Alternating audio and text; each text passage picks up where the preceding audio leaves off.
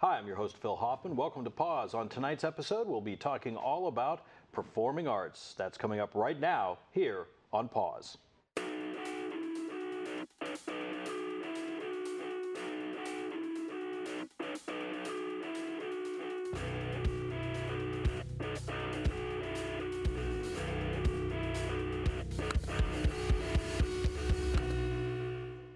And thanks for joining us here on Pause. I'm your host, Dr. Phil Hoffman, and tonight we're going to be talking to Jeffrey Imboden, who is the coordinator of the UCM Performing Arts Series and works at the Office of Performing Arts at UCM. Welcome, Jeffrey. Thank you. Thanks for inviting me. You're welcome. Let's talk a little bit about the history of the Performing Arts Series. I know folks that have been in Central Missouri for a long time probably have been at one of those shows. So it's been 28 years? Actually, we did just finish our 27th year. Now, it started out a different name, and we can talk about how it's changed and transformed over the years. But and you'll hear me say PAS because that's the shortened version. That's the lingo, right? Yeah. Well, some people call it PAS, or you know, and I'm okay with that as long as I get some type of identity with it. As long as they buy a ticket. Exactly. That's what we want. And really, Performing Arts Series, or PAS, it's more of a program that brings all the different disciplines and genres of the performing arts. So music and dance and theater and all the other, and these days there's a lot of other performing arts, and we might get into that, and it brings it into more of a formal presentation, a formal program, and really it takes quite a bit of work to present a performance on stage and everything that goes with that. So this type of series, and it's really pretty common. They have different names around the country and even around the world, but it's a little more formalized. It brings together all the things that it takes to do with the box office and the ticketing and tremendous amount of marketing and clear up to the production and working with the artists. So, yeah. There's a lot. I mean, obviously, there's a lot that has to come together just to make one event happen. But you're sort of coordinating a variety of different kinds of events, but mostly in the same venue for the most part, right? Actually, it's kind of exciting because we're at the University of Central Missouri, and we're kind of the only player in town, you know, within about a 30-mile radius. But we do have several venues that we use. And that's a good thing because just in the last couple of years, we've changed our programming. And a little later, we might talk about how it's transformed. But you did ask me kind of about the history of it. And it started back in 1988. So President Elliott, at the time, Ed Elliott, wanted to get a more formal program. It wasn't that they weren't doing performances and bringing artists and bands in before that. I remember Bob Hope being at the multipurpose building here on campus. So they did those things, but he wanted to have something where it was out of an office, they had a director or a manager to run that. And so it's definitely morphed through the years, and it's been in different offices. It's been over at the Student Union for a while. It's been through the promotions office. And then in 2008, when I came on, they absorbed it, or actually gave it to the College of Arts and Humanities and Social Sciences. And so that's when the big transformation started, probably. And when you talk about big transformation, what does that entail? What's the... Well, you know, Performing Arts Series always, they've always stuck to their vision. And the vision statement is enhancing education through the arts. So we engage the community, particularly the K through 12 population. But, you know, we're here at the university, we're here for our students and faculty and staff. When we brought it into the College of Arts, we were able to incorporate more of our student and faculty performances. So just this last year, as a matter of fact, it was, I thought, a big change for us. We even called the series or the season Transformations and Collaborations. And we had different sub-series within the umbrella, so to speak, Performing Arts Series. So we had a guest artist series, which that's where we bring in the outside artists and artists in residence. And then we had the premiere series. And we created the premiere series to kind of show off or showcase our premier groups, student groups and faculty groups on campus. Our theater department's musical in the fall. Our music department's President's Gala in the spring, which we're very excited that we're going back to the Kaufman Performing Arts Center in Kansas City next year. And the Provost Faculty Showcase. So those are our premier performances. And then we also created a fanfare series. And that's to all the other performances and recitals and concerts that the music department does. And I thought I was busy until I started working with the music department, right. and they have a tremendous, very busy schedule. Well, and I know you and I were talking earlier today about the President's Gala, which is sort of the end of the year event with the School of Music. And if folks didn't get a chance to go to that, it was a tremendous presentation. They did just such a great job and a wide variety. And one of the things I always think about you because it was all over the place physically in the room. So I imagine there's a lot of prep work that has to go in that to think about, well, how are we going to do this and what do we need in the balcony to make this happen? Yeah, there really was, and there was even more this year because we brought in the electronics and our music technology department into Hendrix Hall, is what you're talking about. And I love working in Hendrix Hall. My office is the on-site manager of Hendrix Hall, and that's our biggest venue on campus. It seats 1,400 people. And anybody who has really grown up in Warrensburg, the hall was built in 1923. Mm-hmm. So it has a lot of history, and anybody that's grown up in this area at all is familiar with Hendrix Hall. They went there as a kid, and we have also, not only do we have our university organizations and student groups using it, but also outside groups. Churches use it for Easter service, and smaller towns use it for high school graduation. So it's a great venue, but it's challenging because it was built in 1923. Well, something like the President's Gala, like you said, there's a lot of different groups switching in and out, and that actually created a little problem for us. A couple of years ago, we were able to take our students up to the Performing Arts Center at Kaufman, and it's a fantastic experience. You know, some of these music students will never be able to probably perform in a world-class facility like the Kaufman. So that's why we're doing it again this year. But Hendrix is okay too, because if they want to stay in entertainment, they're going to be performing in older spaces like that. So I thought it went off really well. And it's a challenge too. I mean, just even simple things folks might not think about, power, you know, those kind of things. With something that was built in the 20s, it was never intended to have the kind of power demands that we might have today.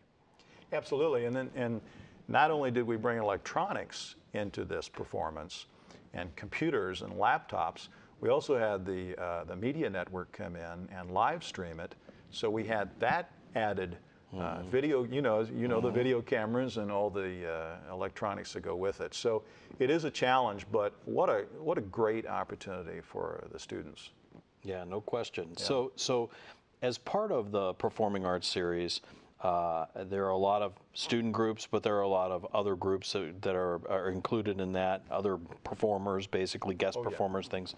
So what is it, can you tease us a little bit about what this coming year looks like? This coming year probably is going to look like a lot like it did last year. Last year we started using our other venues. We have a great recital hall, Hart Recital Hall, which seats 368 people. Fantastic acoustics. We've upgraded the sound and the lighting in there so we can have smaller groups. For instance, last year we brought in world-class a cappella men's chorus, Chanticleer, and it was just fantastic. It was packed and the sound was so good. And then we also have the theater department, as we have a theater there at Highlander that seats 440, and that's a proscenium type theater and a great stage house. And so we actually use all three of those venues. Last year we used Hart Recital Hall quite a bit. Now we did take the larger shows. We were really excited last year to bring in Sean Pelton. who is the drummer for Saturday Night Live. And he happens to be from Warrensburg and graduated from Warrensburg High School.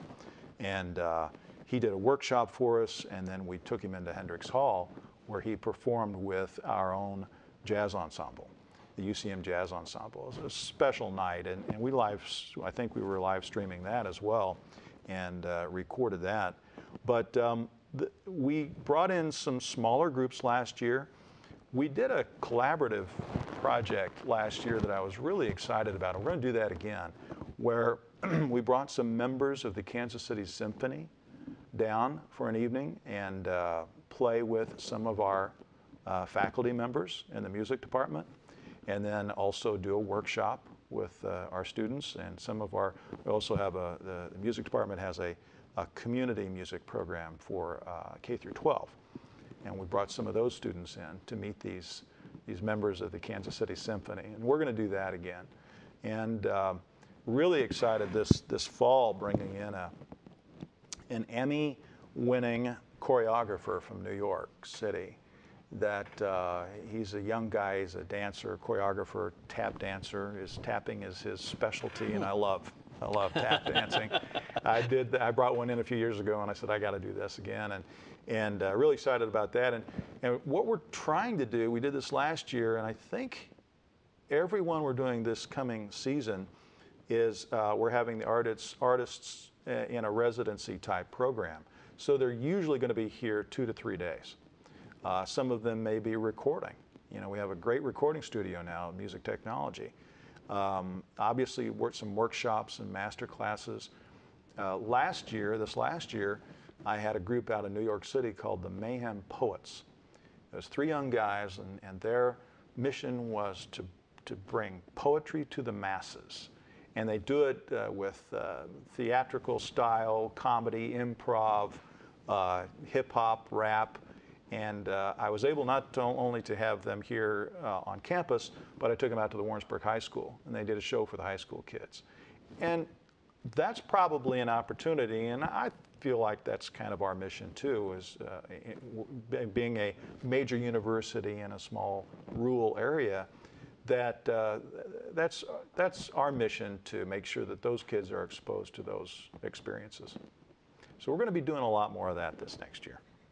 So over the years, as the Performing Arts Series has evolved and changed and grown, and you've had more and more sort of impact with students, and especially K-12 students, that's become a bigger part of the program. What do the kids get out of that? What was the thought behind that change?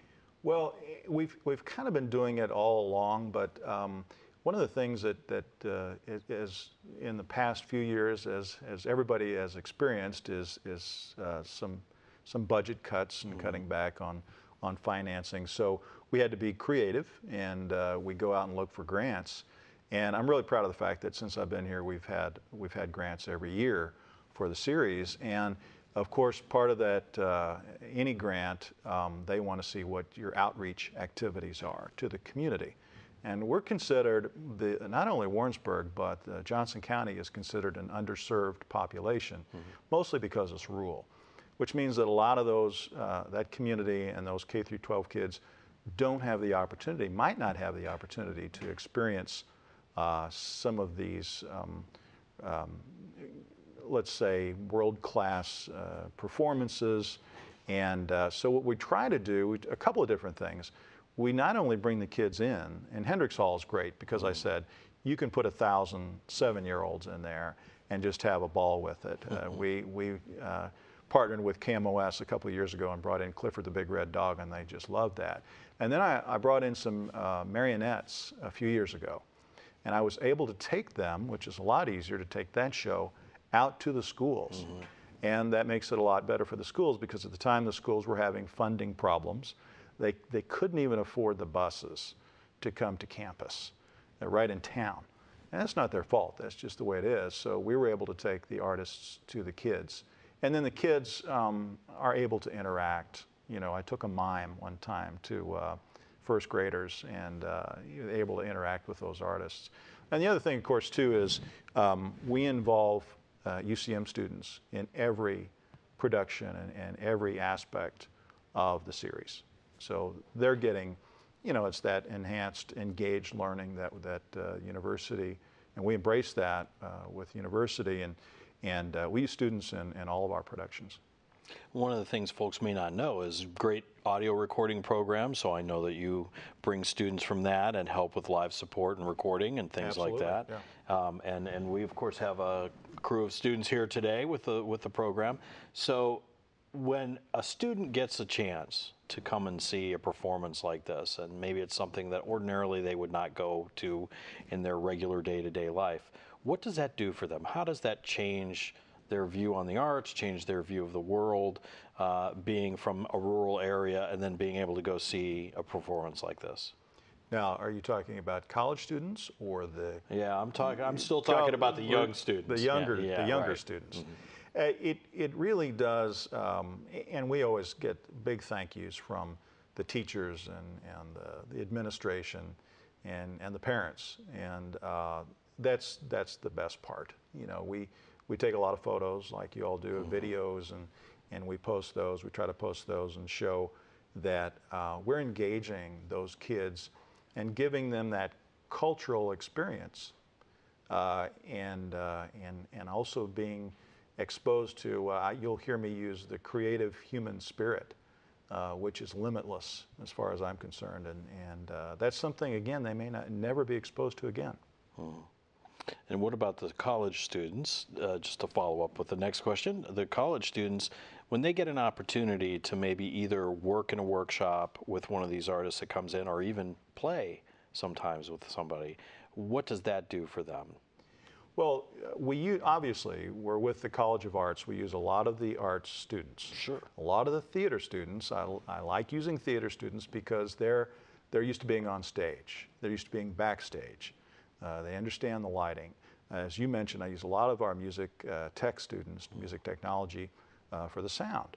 But also, we use some marketing students. I've had PR students, as we do a lot of marketing. I've had students in the past from the education department, early childhood education, that helps me with our outreach. So those students really get fantastic experience, especially if they're wanting to go into the entertainment business. I'll go back to Clifford the Big Red Dog. That was a company, a touring company out of New York City with professional actors. Well, we brought our university students in to work with them. I had them do work wardrobe and carpentry, stage hands, and I made sure that they sat down and broke bread with them and had dinner with them. And you could just hear the conversations, how those actors were sharing their experiences, because we have a lot of theater students, a great theater program here on campus. And a lot of students go into the business. You're not always going to get that acting job if you go to New York or LA. Same with musicians. You go to Nashville or LA and think you're going to get a recording contract. You're probably going to start in a studio, or you're going to start in the box office. So I try to make sure that those kids get all those experiences in the business, because that's what they're going to get when they graduate. And when we talk about I'm sure you guys have done studies on this, the impact of the program. I'm sure you have to report that for grants and things like that. What kind of numbers do you report, or what kind of examples do you give about the impact of the Performing Arts Series? Obviously, they want to know how many people, right, how many kids attend, and that's kind of arbitrary to me. It depends on the size of your venue. It depends on the size of your town, and so I can't compete with Kansas City. But I know that when I bring 1,000 kids in, that's a great turnout for us, and we keep most of the time when you work with grants. Missouri Arts Council is one of them. They look at the numbers, and then they want real stories. They want, I'll get a thank you card from a 7-year-old, and they'll draw a picture on it and say, I love the puppets. This was the marionettes, and so then that shows that this was a big impact. And just circling back to something you said earlier, not that there's a direct correlation here, but you think about the drummer for Saturday Night Live is from here, so it's not that you know, there's no chance of a person from Warrensburg or Johnson County going to the big city and becoming a major market kind of talent. But having the ability to see these sorts of things and meet people and see that it's possible as a career. Yeah, it was actually, that was pretty cool, because if you go out to Warrensburg High School, the first thing you see when you walk in the hall is his picture. And a lot of these kids out at the high school, you know, maybe they watch Saturday Night Live, or they would at least see his picture on the wall. All of a sudden, they got to come to the show, and they got to meet Sean, and that really brought it all together for them. And you're absolutely right. I mean, a lot of our music and theater kids here at the university want to go on into entertainment. So that really brought it home. If we can, I would like to do more of that if we can. We've had some successful people go on into the entertainment business, and we always try to tie things in as much as we can. We also work with, I work with presenters really in about 7-state area. And so I'll try to bring, when I say local, I'll try to bring some artists maybe from Kansas City or maybe from St. Louis. And we try to share those people, and it works out pretty well because they can drive instead of paying cheaper, for airfare. So. Now, the other thing that's been happening lately is Hendrix Hall, which is one of the venues that you do the series in, has been sort of getting some renovations done to it. You want to talk a little bit about the changes in Hendrix? I'd love to. I could talk about that all day. It's something that I've been working on. I was on a committee when I first came in. They were talking about renovations because it has not had anything done to it really as far as a major renovation since the mid-'80s. In the meantime, as I said, it gets a lot of use. And then technology has changed. And it's still, you're limited because back then, a theater built in 1923, it was vaudeville style, really, as far as the productions that they did on stage. And it actually was built to house the entire student body of the college at the time, which was 1,100 students. Yeah, no problem. Not going to work now. Yeah, and so they would have everything there. They had senior exams, they had all their testing, all their, you know, it was an auditorium back then.